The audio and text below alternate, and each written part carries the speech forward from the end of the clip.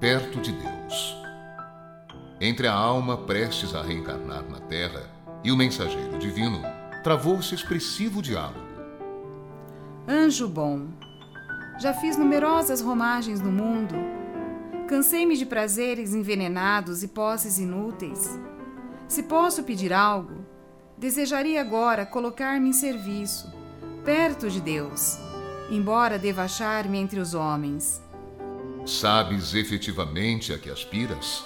Que responsabilidade procuras? Quando falham aqueles que servem a vida, perto de Deus, a obra da vida, em torno deles, é perturbada nos mais íntimos mecanismos. Por misericórdia, anjo amigo, dar-me as instruções. Conseguirás aceitá-las? Assim espero, com o amparo do Senhor. O céu, então, conceder-te-á o que solicitas. Posso informar-me quanto ao trabalho que me aguarda? Porque estarás mais perto de Deus. Conquanto entre os homens, recolherás dos homens o tratamento que eles habitualmente dão a Deus. Como assim? Amarás com todas as fibras de teu espírito, mas ninguém conhecerá, nem te avaliará as reservas de ternura.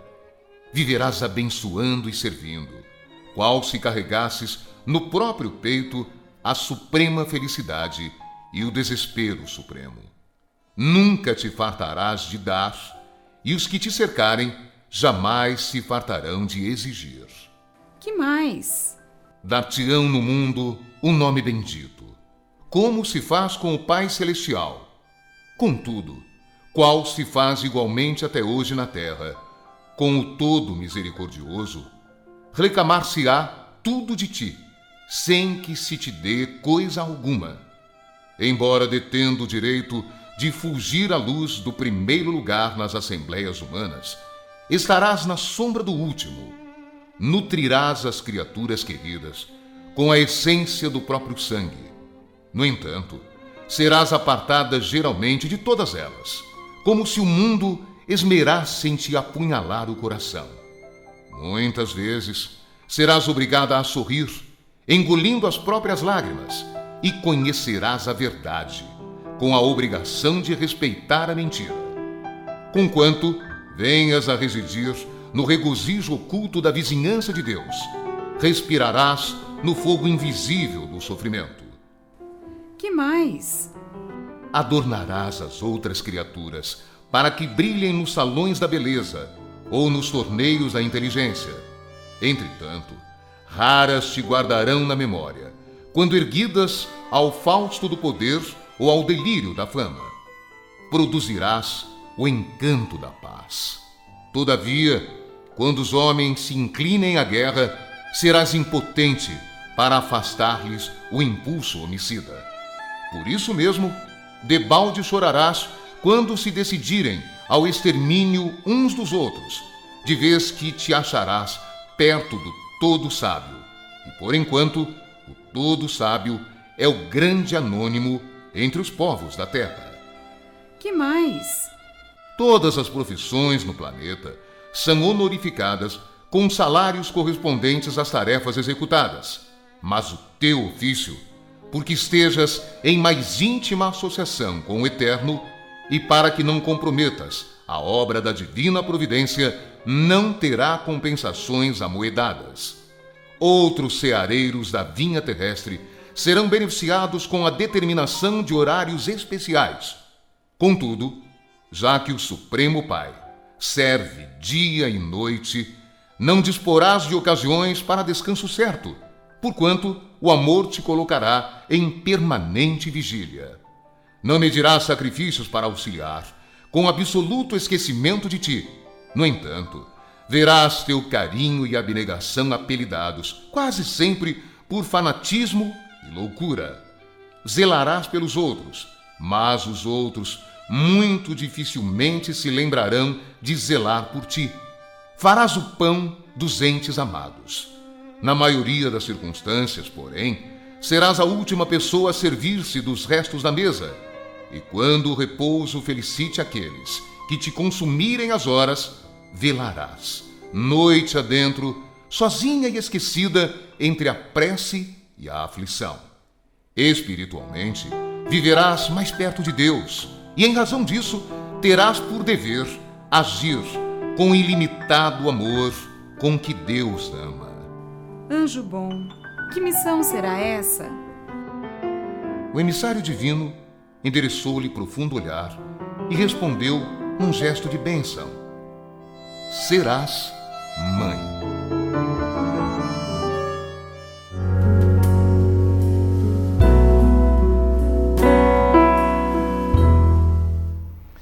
Caros amigos e amigas, hoje o programa Visão Espírita retorna aos nossos lares com a proposta de comemorarmos o Dia das Mães. Para isso, temos nos estúdios da TV RP André Bordini, nosso querido amigo da Sociedade Espírita Allan Kardec. Bem-vindo, André. Muito obrigado, Tudo é um bem. prazer estar aqui. André, como é que a doutrina espírita comemora essa data tão importante, a do Dia das Mães? Na realidade, na doutrina espírita, não há oficialmente nenhum calendário específico, como, por exemplo, outras religiões têm as suas liturgias. Mas nós entendemos que essa data, embora tenha sido organizada num primeiro momento, num intuito inclusive comercial e mercadológico, um ensejo de realmente prestar homenagem a essas que se tornam depositárias dos nossos projetos reencarnatórios, sem as quais nós não teríamos essa possibilidade de vir para a Terra em estágios de evolução e, como diz o nosso benfeitor espiritual Emmanuel, pelo nosso Chico Xavier, o amor de mãe é aquele que no planeta Terra, à face do mundo, mais se aproxima do amor de Deus. Muito bonito. O programa Visão Espírita vem estudando o Livro dos Espíritos e intercalamos, em função de algumas datas comemorativas, um bate-papo como esse que nós estamos tendo. Eu vou aproveitar porque no próximo programa nós estaremos conversando a respeito do espírito. Então a minha pergunta tem esse sentido. O espírito tem sexo, André? O espírito em si, enquanto essência, enquanto centro da personalidade espiritual, ele não tem sexo considerando-se do ponto de vista do gênero, masculino ou feminino, embora possua sexualidade num âmbito mais amplo no que diz respeito às forças sexuais da própria alma, às forças criadoras, às energias que se situam no campo da cocriação do universo pela inteligência que possui. Um espírito que animou um corpo feminino ou numa encarnação, ele necessariamente terá que ocupar um corpo masculino na outra encarnação e vice-versa? Não necessariamente. O gênero sexual com o qual um espírito reencarna não determina o sucesso de seu projeto evolutivo, embora é possível se dizer, com a orientação dos espíritos, que para uma evolução completa é necessário que haja a experiência nos dois campos, nos dois polos da sexualidade. Os espíritos nos dizem que é comum espíritos passarem estágios reencarnatórios neste ou naquele gênero específico. E essa liberdade de escolha se dá primeiro em função da evolução do espírito. Quanto mais evoluído, mais livre ele é para escolher o gênero sexual em que irá reencarnar. E também equacionando-se tudo isso com as necessidades específicas que naquele dado momento o espírito tem para a sua evolução. No caso de um estágio em que precise desenvolver um tanto mais do seu afeto, da sua sensibilidade, da sua capacidade de amar, colocando a emoção e o afeto acima mesmo da razão, né, das dimensões racionais de nossa existência, é comum ele escolher uma existência, uma reencarnação num corpo de mulher.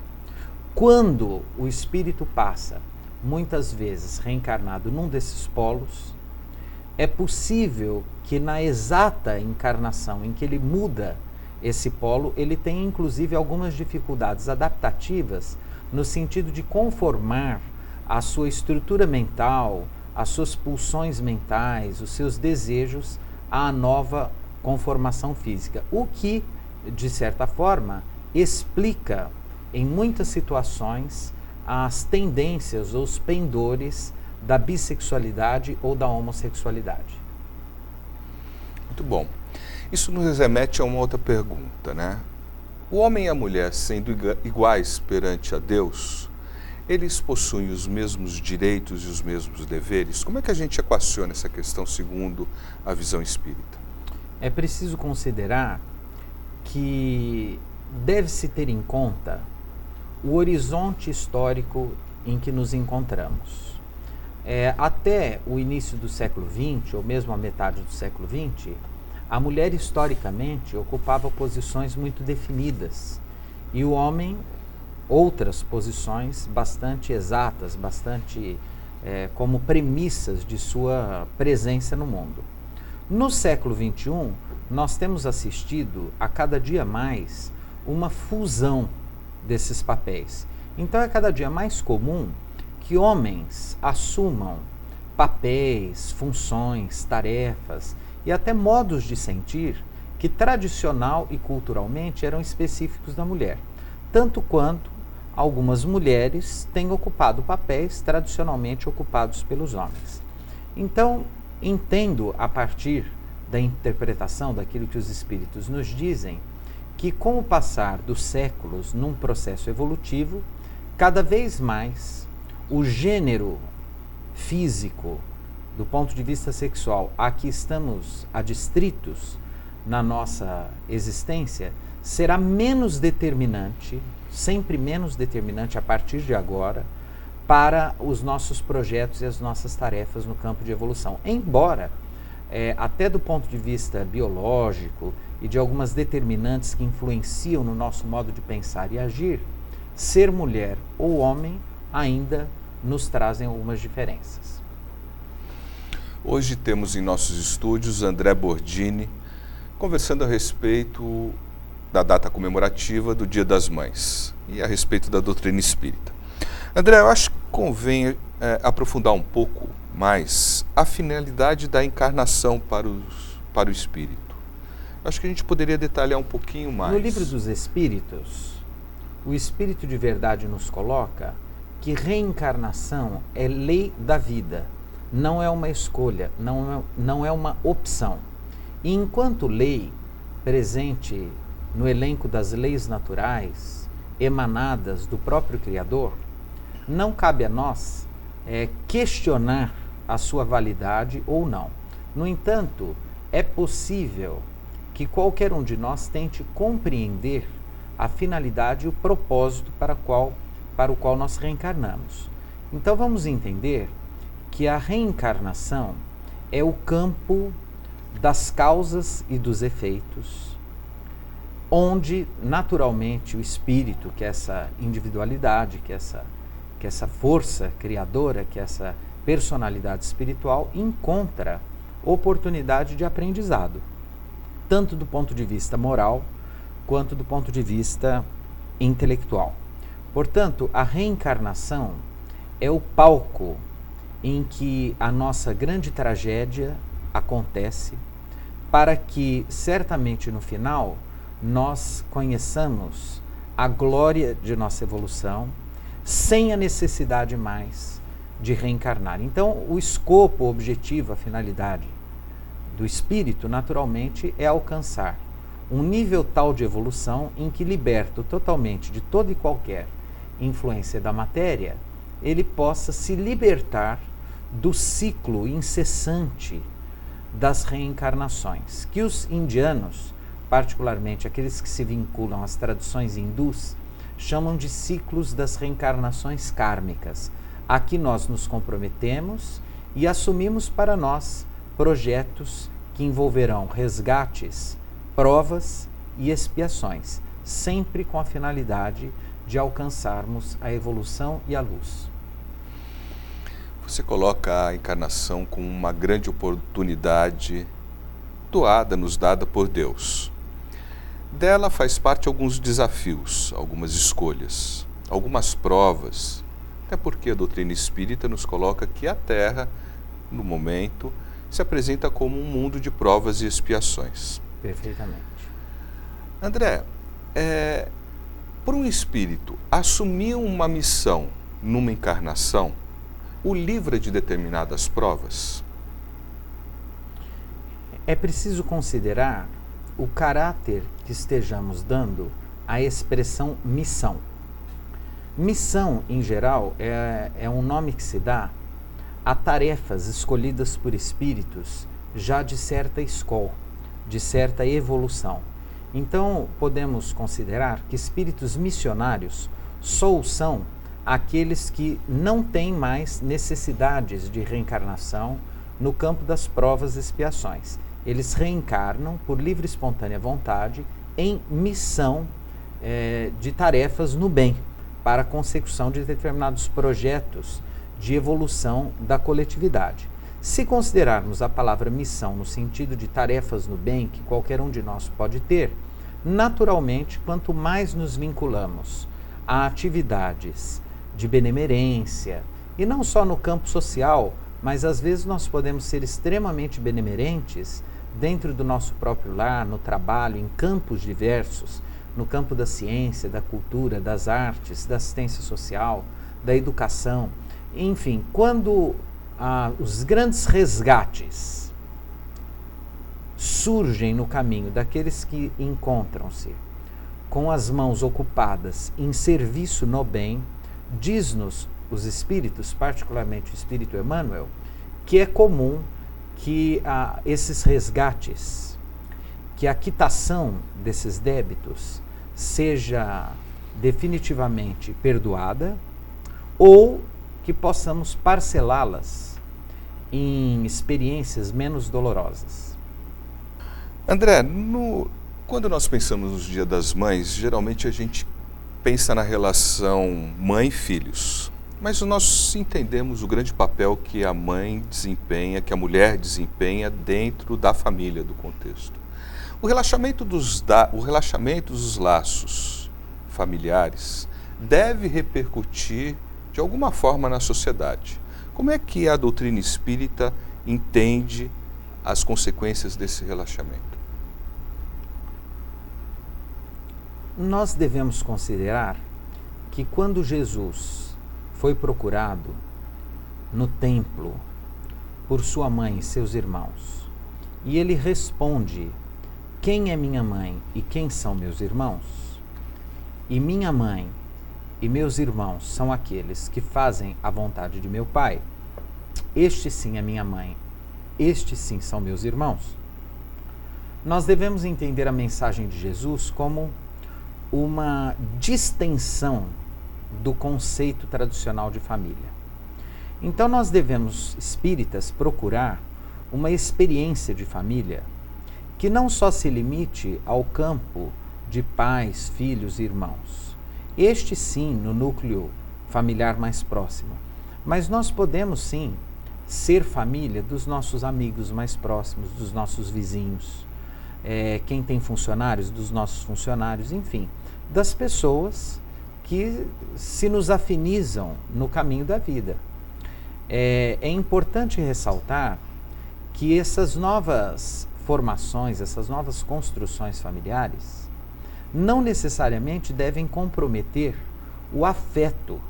Então vamos dizer que vale mais até, não é, pais que ainda separados vivam bem e alimentem seus filhos com testemunhos no bem, etc., do que uma pessoa de família tradicional que não tem afeto ou que não age com amor. Quer dizer, não adianta nós estarmos no núcleo tradicional, convencional, não alimentados pelo amor. Então, onde quer que esteja o amor, seja essa família grande, pequena, de 2, de 3, de 10, de 5, de 100 pessoas, num orfanato, por exemplo, uma grande família. Desde que haja o amor, as questões meramente exteriores ou dogmáticas não devem prevalecer sobre o sentimento real que deve nos irmanar em família, que é o sentimento do amor, do bem-querer, de fazer o bem uns aos outros. André, essa sua resposta nos remete a um trecho do Evangelho segundo o Espiritismo que trata da ingratidão dos filhos e laços de família. Você poderia explorar um pouquinho mais esse conteúdo para nós? É muito comum nós ouvirmos e acompanharmos situações em que pais se queixam de determinadas diferenças com os filhos e de uma dificuldade de relacionamento com esses filhos. É muito comum pais olharem para os filhos e não reconhecerem nada em comum com eles, mesmo vivendo sob o mesmo teto, quer dizer, tendo a mesma, essa carga genética e assim por diante. Os espíritos nos esclarecem dizendo que é justamente no lar, é justamente na escola do lar, e quando falamos lar, isso significa que podemos receber como filhos, mas também podemos ter essa experiência com irmãos e mesmo de nós filhos com nossos pais. É muito comum nós reencarnarmos em projetos ao lado de espíritos com quem nós temos compromissos, antipatias muito grandes. Então são resgates, às vezes dolorosos, e que antes de reencarnar, nós, bem como esses que estão convivendo conosco, solicitamos, por bênção, por dádiva da misericórdia divina, a possibilidade de estarmos novamente juntos, justamente para apararmos essas arestas.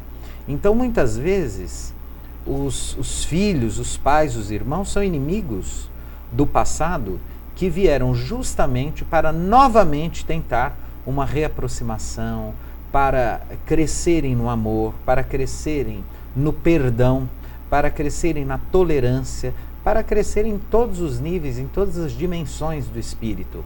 Então isso é muito comum. A doutrina espírita nos convida, então, nessas situações, a exercermos determinadas experiências fundamentais, quais sejam o amor incondicional, a paciência, a tolerância, a boa vontade para com essas criaturas, o perdão de toda e qualquer ofensa, e sempre que possível, em qualquer vetor em que estivermos nos situando, nesse contexto familiar, que sejamos sempre os pontos de apoio, de silêncio à intriga, de silêncio ao mal, de ouvido às ofensas, e sempre prontos a ajudar. Porque ainda que o outro não se reconcilie conosco, o problema será dele. Nós sairemos da existência libertos dessas culpas e, portanto, mais leves e quites com a justiça divina, com a nossa própria consciência e com o outro. Em síntese, o desafio é o da convivência. Perfeitamente. E o ideal seria conviver com paixão. Isso, conviver, com paixão no sentido de situar-se no risco de sofrer ou sentir dor, entendendo essa dor como necessária, em relação ao outro. Por outro lado, a vida também traz para junto de nós familiares espirituais que vêm por outros caminhos. Então, enquanto é muito comum na parentela espiritual nós encontrarmos nos amigos, nas pessoas com quem temos afinidades, a parentela corporal muitas vezes se constitui de espíritos antipáticos. E é preciso ter aquela sensibilidade para perceber quando isso acontece, e é ali, naquela situação em que isso acontece, que nós devemos ter mais cuidado para não aprofundarmos essas cisâneas, essas dissensões e aumentarmos ainda os nossos compromissos reencarnatórios. Então, a vida é isso, quer dizer, nós temos a experiência das pessoas afins, das pessoas antipáticas, e temos que equacionar isso ao longo do caminho para tentar viver em paz e crescer em todos os sentidos. Mas voltemos ao nosso tema principal. André, a maternidade, a experiência da maternidade, traz algo de especial para o espírito? Perfeitamente. O Espírito Emmanuel, a quem sempre evocamos, homenageando, de certa forma, o nosso inesquecível Chico Xavier, nos diz que só por ser mãe, pelo simples fato de ser mãe, o espírito já tem méritos a seu favor. Quer dizer, só por esse espírito reencarnado na condição de mulher aceitar a experiência da maternidade, ele já automaticamente aufere para si méritos espirituais. No entanto, é preciso considerar que, mesmo sem ser mulher, ou mesmo a mulher que não pôde nessa encarnação ser mãe, é possível a qualquer um de nós aprender um pouco como é ser mãe. Então nós, homens, podemos também ser mães, né? A mulher que não teve necessariamente o filho de seu ventre, ela pode amparar, cuidar e amar filhos de outros ventres. Nós podemos ser mães dos nossos amigos, mães das nossas esposas, mães dos nossos maridos, mães dos nossos irmãos. Por quê? Porque o amor de mãe é uma categoria de amor. É um amor dócil, é um amor incondicional, é um amor que cuida.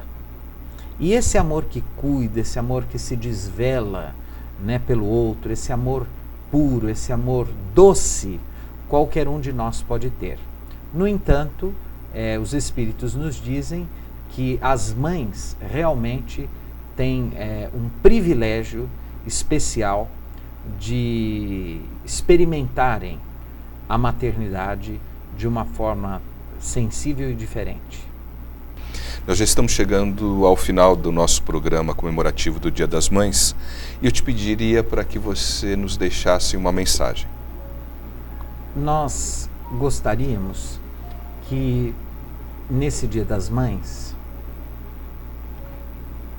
os nossos corações, as nossas mentes, as nossas almas se irmanassem num pedido a Deus, nosso Pai, a Jesus, nosso irmão maior, a Maria Santíssima, Mãe de Jesus, Mãe de todas as mães da humanidade, a todas as abnegadas mulheres que se destacaram na história da humanidade pelo desvelo do amor de mãe, que amparassem, que protegessem todas as mães do mundo, as mães ricas, as mães pobres, as mães de filhos doentes, de filhos especiais, as mães daqueles filhos que frustraram os sonhos de uma maternidade e de uma experiência familiar perfeita, as mães que sofrem com os filhos aprisionados nos cárceres, as mães